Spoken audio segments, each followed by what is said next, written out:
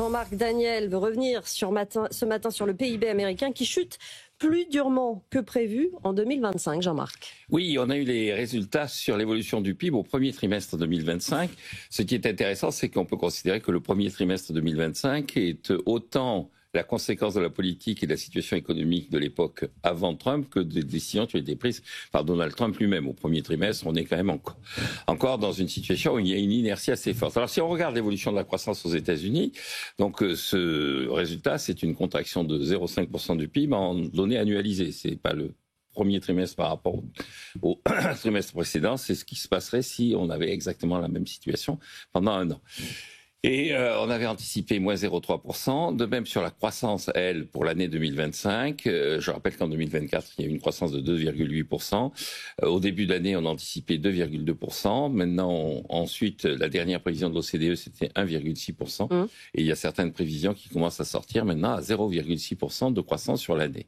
Donc les États-Unis ne sont pas en situation de récession, ils sont en situation d'étation potentiel si le premier trimestre se confirme et est conforté, mais les États-Unis sont dans une passe un peu difficile. Alors la question qui se pose, c'est comment expliquer cette situation alors que, notamment en Europe, on n'arrête pas de nous dire on a perdu du PIB par rapport à la situation antérieure. Lors du dernier G7, un certain nombre de gens ont dit, écoutez, les États-Unis, maintenant, c'est 60% du PIB du G7, alors qu'au début du siècle, ce n'était que 40% du PIB du G7.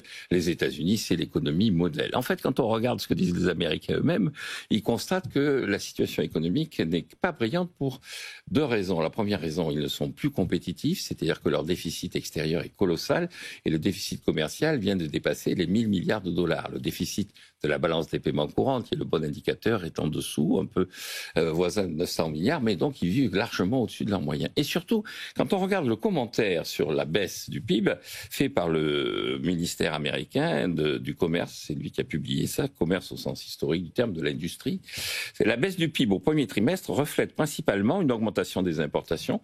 Donc là, c'est un mécanisme comptable. En fait, c'est à mon avis, ça n'a pas grand sens économique de dire ça, mais qui constitue une soustraction dans le calcul du PIB. Alors c'est effectivement une façon de présenter les choses, c'est plutôt une astuce statistique. Et surtout une diminution des dépenses publiques. C'est-à-dire qu'effectivement, vous regardez le déficit du dernier trimestre 2024, il était de 700 milliards. Le déficit budgétaire, celui du premier trimestre, était de 600 milliards. Et il y a eu une baisse des dépenses publiques. C'est-à-dire que la croissance américaine, c'est de la dette publique qui est redistribuée sous forme de revenus, qui permet à des Américains d'avoir effectivement un train de vie qui est supérieur à celui des Européens, d'importer de plus en plus. C'est-à-dire que trompeur.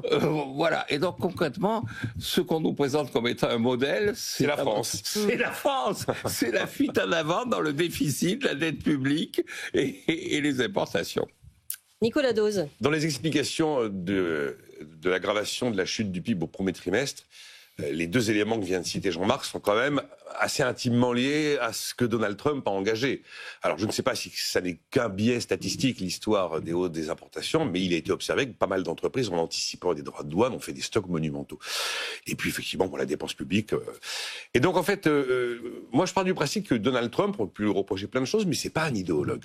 Début mai, il dit, bon, vous allez voir ce que je fais, ça va doper l'économie américaine. Bon, après, dans un premier temps, j'admets que ça peut la ralentir, voire peut-être créer une récession, que le risque existe. Bon.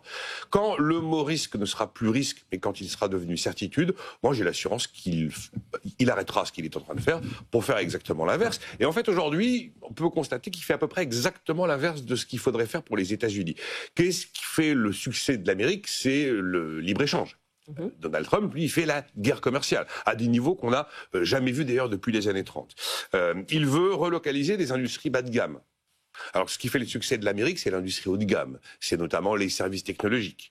Il est en train de couper dans la dépense publique et notamment dans les budgets de la recherche.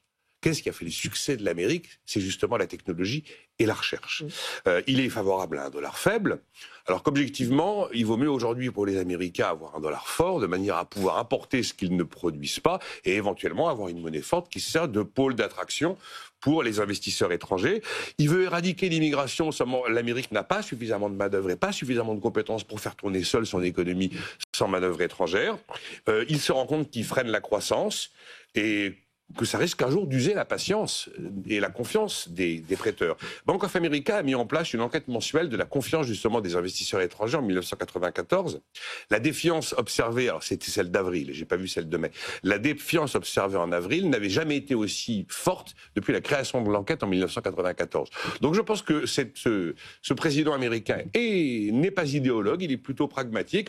Quand il sera rendu compte que tout ce qu'il a engagé produit les résultats contraires à ce qu'il souhaiterait, je pense qu'il fera l'inverse. Il n'est pas du tout impossible qu'on enterre totalement les droits de douane et que la pression s'accentue davantage sur la Fed pour obtenir des baisses de taux. Jean-Marc Daniel, d'après votre expérience, ça peut prendre combien de temps finalement de se rendre compte de cette erreur, même si Trump ne dira jamais qu'il s'est trompé? Non, je pense qu'il ne s'est pas trompé. Je pense que son diagnostic est bon. C'est-à-dire que, encore une fois, les Américains vivent au-dessus de leurs moyens. L'histoire des importations, encore une fois, c'est un biais statistique. Ça n'a aucun sens. Le fait d'accroître les importations, ça ne nuit pas à la croissance. C'est une présentation de la croissance liée directement au calcul de la demande intérieure et c'est strictement, effectivement, un effet statistique. On peut avoir de la croissance et plus d'importations. Même, plus il y a d'importations, normalement, plus ça nourrit la croissance parce que ça apporte des matières premières. Donc, ça n'a pas de sens. En revanche, ce qui a un sens dans le diagnostic qu'il fait, c'est que comme l'Amérique vit au-dessus de ses moyens, il faut une politique d'austérité. Cette politique d'austérité, il l'a fait porter par les douanes, en pensant que comme ça va effectivement permettre, comme les effets du protectionnisme le font, de baisser le pouvoir d'achat en disant à la population, en retour, vous avez de l'emploi. Mais grosso modo, je pense qu'il a compris une chose, c'est que l'Amérique, c'est pas un Eldorado de technologie, c'est un pays tiers-mondisé. Merci beaucoup, messieurs Jean-Marc Daniel, Nicolas Dauz.